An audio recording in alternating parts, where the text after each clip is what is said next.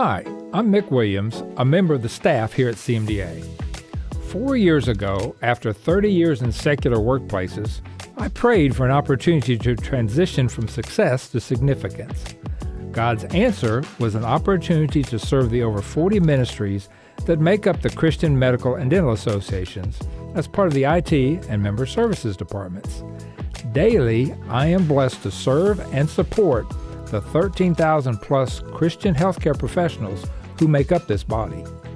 In the past year, I've been fortunate to meet many of you at missions conferences, at the National Convention, during Thrive events, even on mission in Africa providing healthcare to orphans.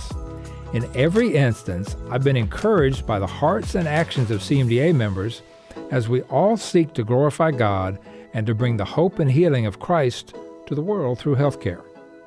Paul tells us in Philippians 2, 3, and 4, we should in humility value others above ourselves, not looking to our own interest, but to the interest of others. To those of you who have joined the movement that is CMDA, to bring the love and care of Christ into healthcare, thank you. CMDA is you, and your generous financial support, mentoring, missions, prayer, and teaching, plus the many other ways you support this ministry, reflect that. It is both a joy and a privilege to serve with you in Jesus' name.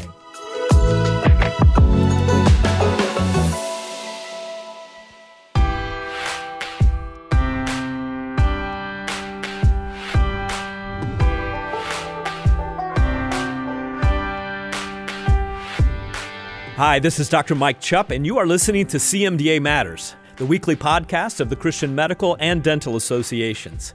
You know, earlier this fall, I had the privilege of visiting with many of you personally, our members, as well as some donors during conferences where I spoke while on our Thrive with CMDA tour. We had stops in Milwaukee and Chicago, Houston, Atlanta, and several more cities.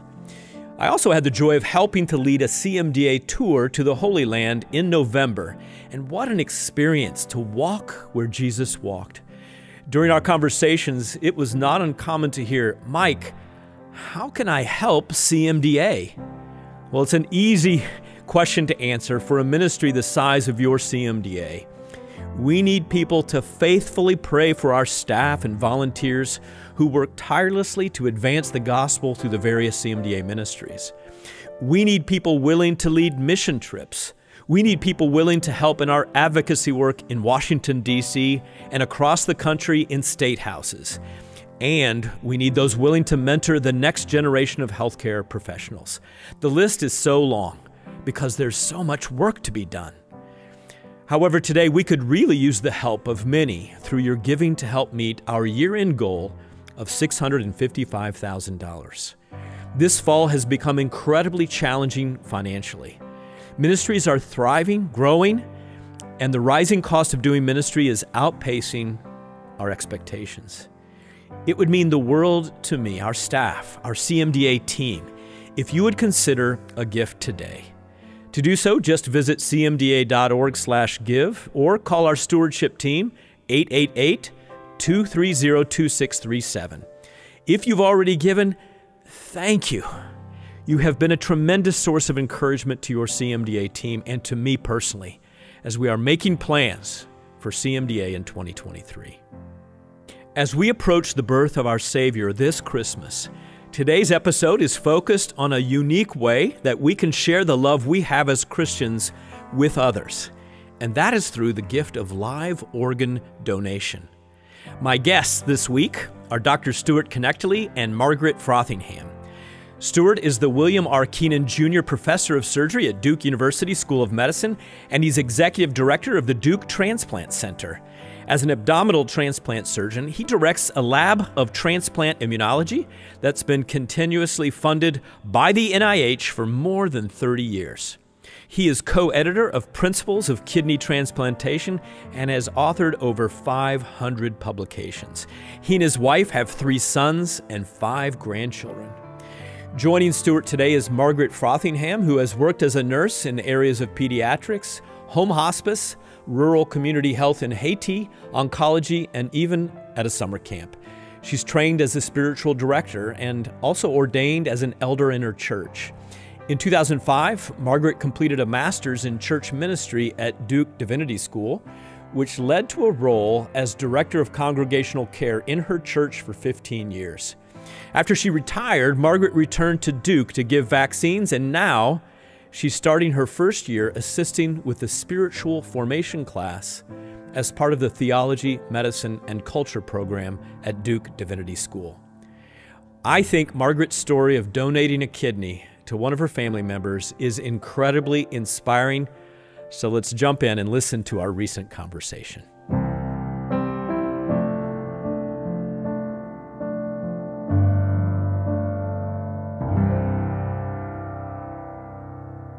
Well, today on CMDA Matters, I have two guests who are with me, Dr. Stuart Connectley and Margaret. Thank you for joining us today. I appreciate you joining, Stuart. And why don't you tell our listeners about your own story, how it happened that you decided to donate a kidney, I assume? I've been thinking about that because the 10-year anniversary of the donation is coming up in June. Back then, in the span of 3 weeks, my daughter got married, my 93-year-old mother died, and then we went straight from her funeral to Birmingham to donate a kidney to my brother-in-law, Wesley. But the decision began 2 years before the need or the request for me to donate. And my decision speaks to the huge role that our Christian friends and community have on our imaginations of what is possible. We need each other as examples, but also as companions to frame and guide our decisions. So I hope that our listeners will imagine that becoming a living donor could arise out of your Christian community and your Christian faith, beginning with one friend in that community. And we hope to be those friends. My friend, Lauren, donated her left kidney to a coworker in 2011. And basically her colleague walked into a staff meeting and said, "Anyone here O positive? I really need a kidney." And that sparked my friend's imagination. She was in good health and she began to think and pray about it. And a few months later, she had surgery at ECU, East Carolina University. She shared with me about the excellent care she received at every stage of the process. So that got me thinking. And then 2 years later, Wesley, my brother-in-law, who had juvenile onset diabetes, so he'd had diabetes since the age of 14, had developed renal failure, necessitating peritoneal dialysis by the age of 52. My sister, his wife, let the family know about the next steps, kidney transplant plan. Well, it was super awkward and hard about how to communicate this to the rest of the family because she didn't want to put pressure on family to do this. And so she decided that she would be evaluated to be a donor. And that's when I seriously considered organ donation. I was 55, but I was in good health. And I remember praying about it. And my prayer transformed from, should I do this? To, Lord, may I do this? Would you let me do this? So my sister and I traveled together to UAB, University of Alabama, Birmingham, to go through the extensive evaluation process, which included an interview with a psychologist. And I remember he had to ask me these things, how would you feel if you donate your kidney and it fails? How would you feel if Wesley dies? And how would you feel if you have complications from this? Because I had done the spiritual, you could say, work, I was so in the zone of believing it was going to be, feeling like it was going to be a privilege to do this. I was kind of joking with the psychologist and I said, well, he can't have the other one if it fails. And, the psychologist got very serious and reminded me that it was no joke. So I realized I better stop that. But that's how far along I was spiritually. And it felt like an adventure and an honor to do that with my sister. So you can imagine it was a real bonding experience for us. And a positive was the excellent care that I received at UAB. And my friend said the same thing about the care she received at Eastern Carolina. We both said, boy, would it be great if all of healthcare functioned as well as the donation transplant situation. I got an extensive evaluation, renal function CTs enhanced, and all sorts of other tests. The surgery, the post-op care, I was treated very well with respect and appropriate information for informed consent. And of course, an excellent evaluation. I say I got the best physical I've ever had or will ever have. So it was good for a few years. Margaret, how long were you in the hospital, and did you have any complications related to the surgery? The donation was laparoscopic with an incision above the pubic bone. So I think I was in the hospital maybe 3 nights and traveled with my husband and daughter back to Durham, maybe on day 4 or something, but no complications, great pain management. The highlight was I recently looked at a picture of Wesley and I walking the halls together with our little IV poles. How is your kidney done that you donated? Oh, he's doing well. Yeah, he's doing well. So, Stuart, if I can ask, I assume that most of these living kidney donations, or others maybe liver, I assume that they're almost always in the situation of family and friends. Does anyone ever donate to a stranger, someone that they don't know at all? That does happen. It's, of course, infrequent compared to a family or friend, but you can be an anonymous donor and donate a kidney into the pool, and it's allocated to the most appropriate person. Those people undergo extensive evaluation. We want to make sure that there's been no financial inducement and that they're psychologically stable and so forth. But that is possible. But the majority, of course, living donor transplants are to either a family member or a friend. What do the data show for donors and how they do in terms of any future risk of kidney failure or other complications with only having one kidney?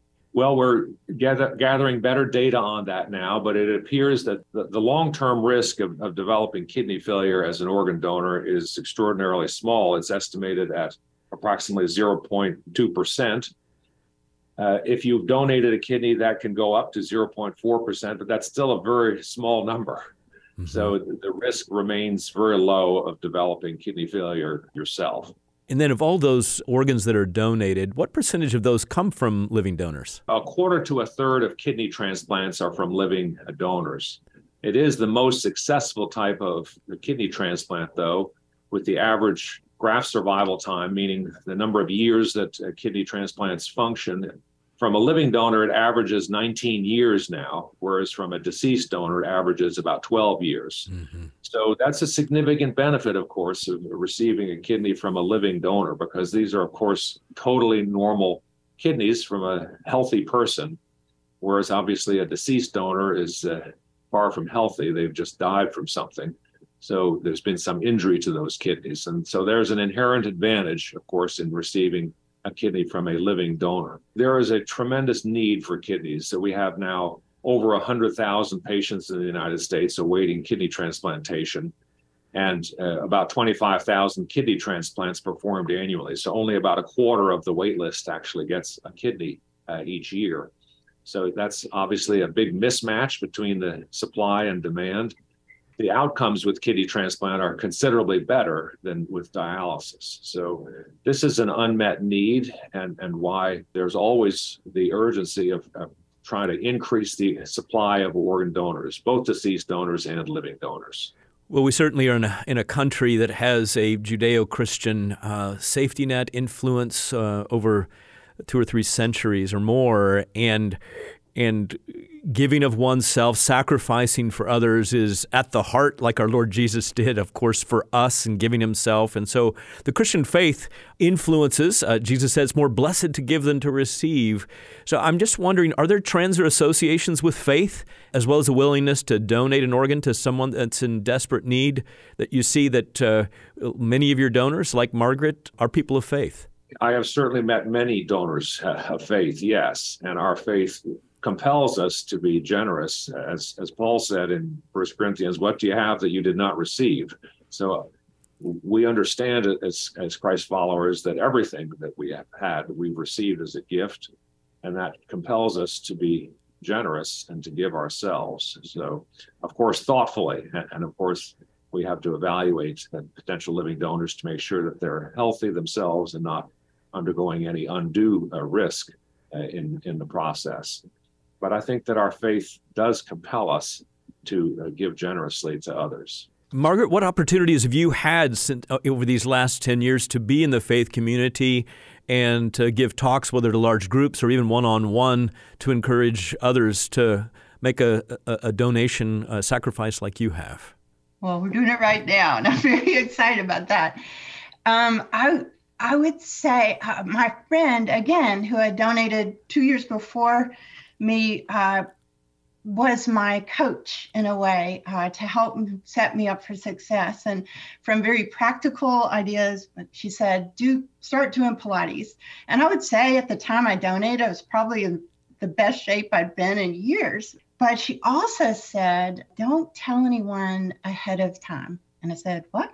And she said, remember Matthew 6, where Jesus says, go into your closet and pray, and let this be between you two, and then come out and share. So I actually didn't share with other people before the donation. Of course, with my immediate family, my husband was very supportive, just to avoid any kind of mixing up of motives or, I don't know, flattery or whatever, but to make it an internal decision with the Lord and your close family support people. But I also realized that I had a job where I could be away for 3 weeks and still be compensated. I had a supportive family who could afford to fly with me to Birmingham and to stay in a hotel or stay with friends. I understood the procedures, so I had a lot of safety net advantages: education, financial security, health, and a spiritual community. And I realized that it's people like me who can, I want to risk to say, more easily make this gift. You think of, there may be someone who is perfectly willing to donate a kidney to a family member or to anyone, but can't afford the flight or can't afford health insurance if something should go wrong. So there are some disparity things to consider, which drove Stuart and I to sort of contemplate, like, what if it were Christians who had those kinds of safety nets, who would be the ones to consider organ donation? Stuart, within the arena of organ donation, what can you share with us about the U.S. experience in terms of healthcare disparities regarding organ donation, whether that's living donation or cadaver donation? Thank you, Michael. Yes, the National Academy of Science, Engineering, and Medicine did a report on this published earlier this year. And what they've pointed out appropriately is that African Americans and Hispanics people are not approached in the same manner as whites are. Therefore, the number of African Americans and Hispanics that donate is substantially lower, and that should not be. And so there is a real interest in correcting this in the transplant community, and an appropriate call out for us to improve our act, so to speak. Can you unpack that, Stuart? They're approached differently. There's a whole lot behind those couple of words. What does that mean? There is perhaps an underlying bias at organ procurement organizations. And I'm saying this, of course, as a generalization, not as a blanket statement, but there is a bias that approaching such families will not result in as high a conversion rate or as high a success rate, if you will, in terms of proceeding with organ donation. So there is not as much attention and time focused on discussing organ donation with families of color. And so therefore, there's in many instances a disproportionate underrepresentation of such patients as living donors as well as deceased donors. Now, there are some legitimate reasons why African Americans may not be able to be living donors. There's a very high incidence of hypertension and diabetes in that community and such, and those would be contraindications potentially to organ donation. So we have to be careful at understanding that as well. But nevertheless, the approach toward organ donation has not been uniform across racial groups in the United States, and there's a need to correct that disparity. So how can our CMDA members, their family and friends, be a part of increasing organ availability? Of course, this has been studied, how to encourage people, how to safely incentivize people. I say safely, and because we know sometimes some forms of incentive can cause a harmful pattern. I did it for the love of my sister and my brother-in-law. And yet, what if Christians who could afford to make this step do it for love of God, as an act of giving out of gratitude to God, to give anonymously. Don't know who's going to get your kidney. That would take it to another level. I got all sorts of affirmation. I didn't do it for the affirmation, but of course the affirmation was great. I have to say, in my own family, we do not talk about it very much. It's almost too precious. We joke about it a little sometimes, that I have a connection with my brother-in-law that no one else has. We'll say something silly like that. But my hope is that people who could donate would, without knowing who would receive that donation.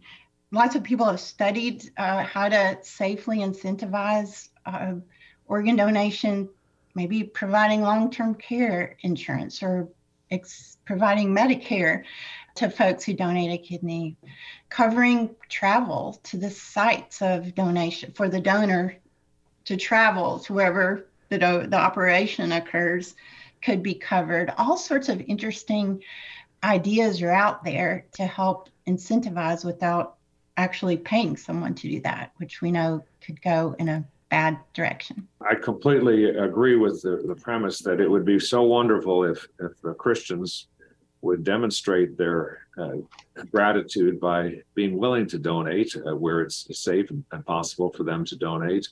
That would add to a long list of ways that Christians have shown worked out their faith by taking risk for the health of the community and for other people, as Christ himself demonstrated most beautifully to us, of course, by sacrificing himself and his life.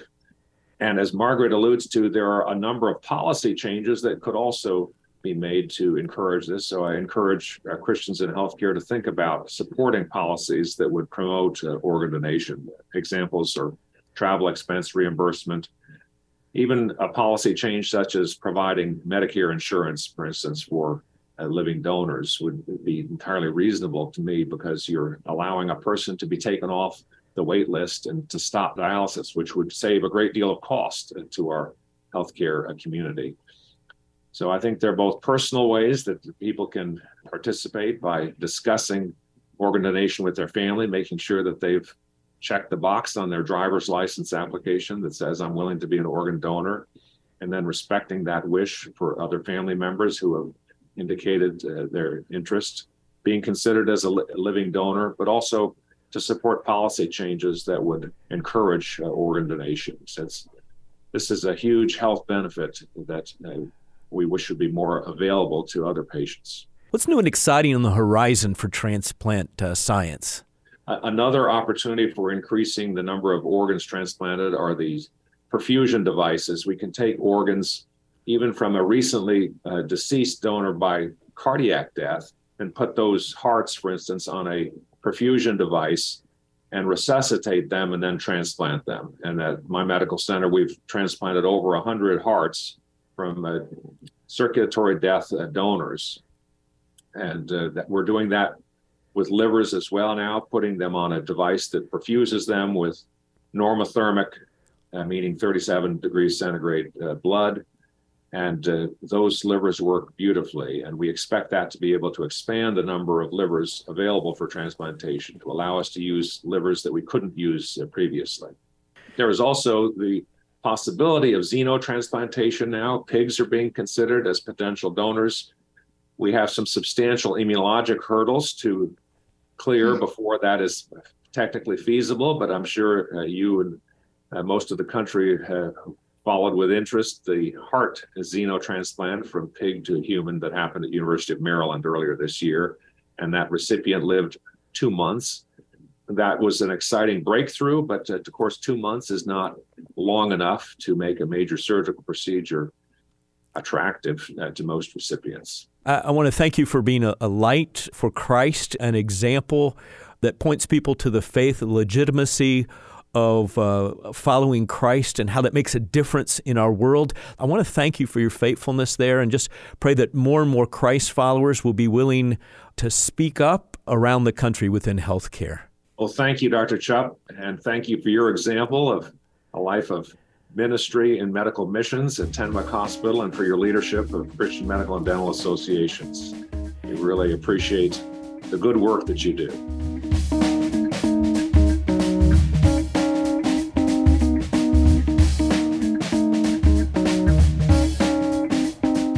Well, near the beginning of our episode, Stuart mentioned the importance of healing our vision of health.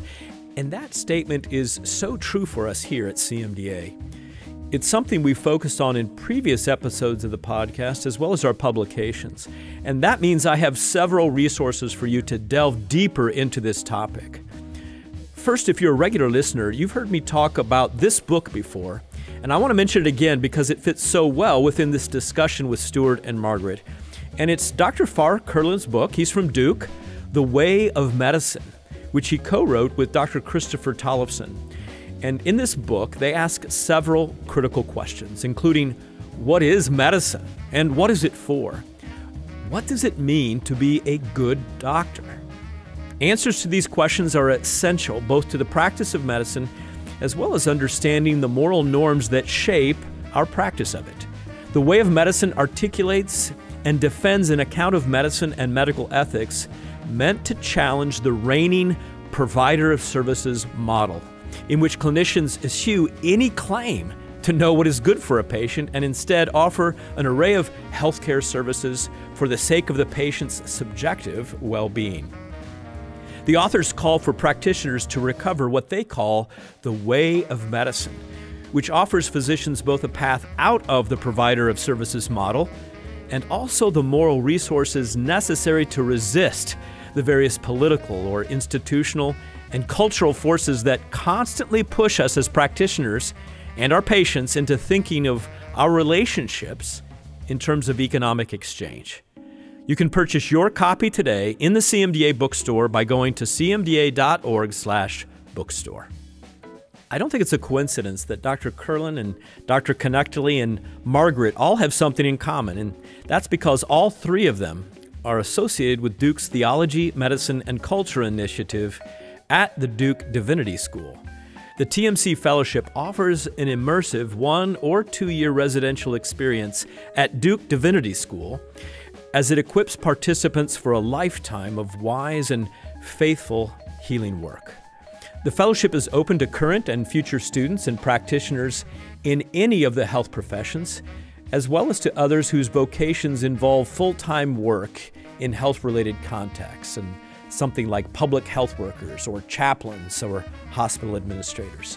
If you'd like more information, just visit tmc.divinity.duke.edu, or you can find the link in our show notes today.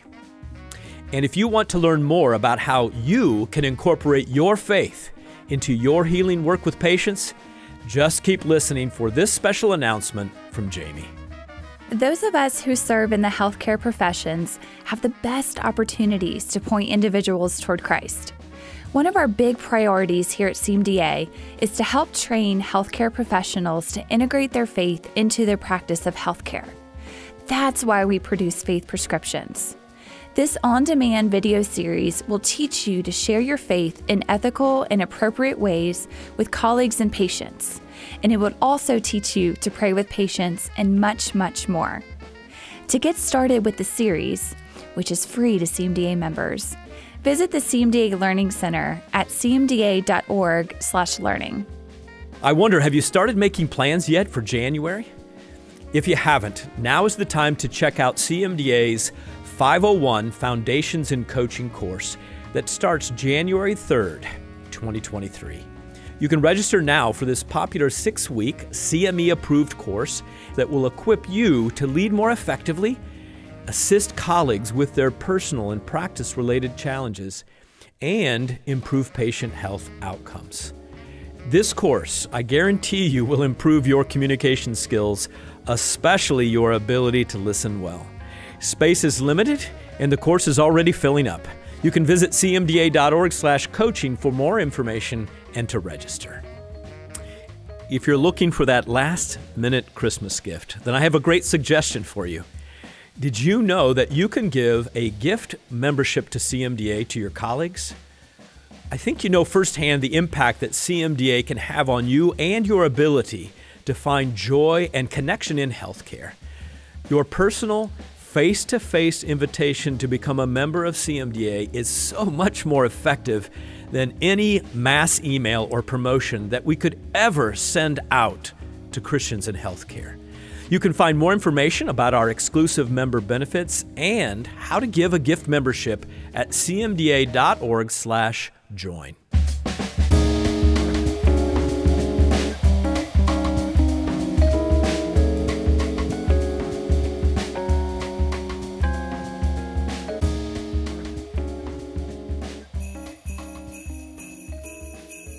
Well, I plan on being back next Thursday for our special Christmas episode.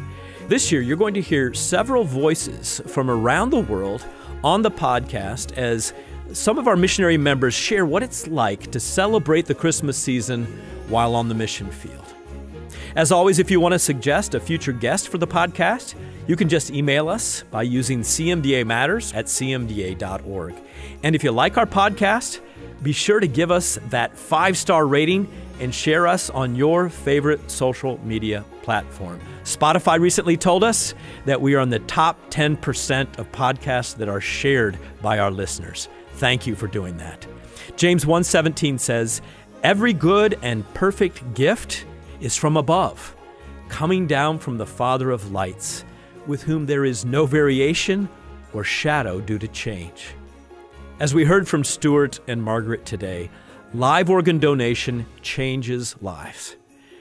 I think there's a clear parallel with the gift our Father gave to us through the birth of His Son, Jesus Christ. It is certainly more blessed to give than to receive, and that's because our faith compels us, friends, to give to others.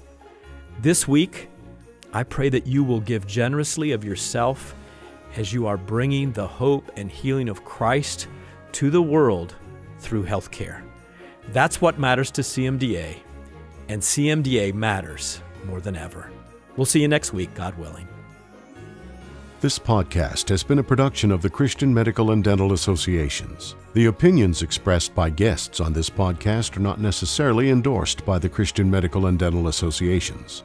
CMDA is a nonpartisan organization that does not endorse political parties or candidates for public office. The views expressed on this podcast reflect judgments regarding principles and values held by CMDA and its members and are not intended to imply endorsement of any political party or candidate.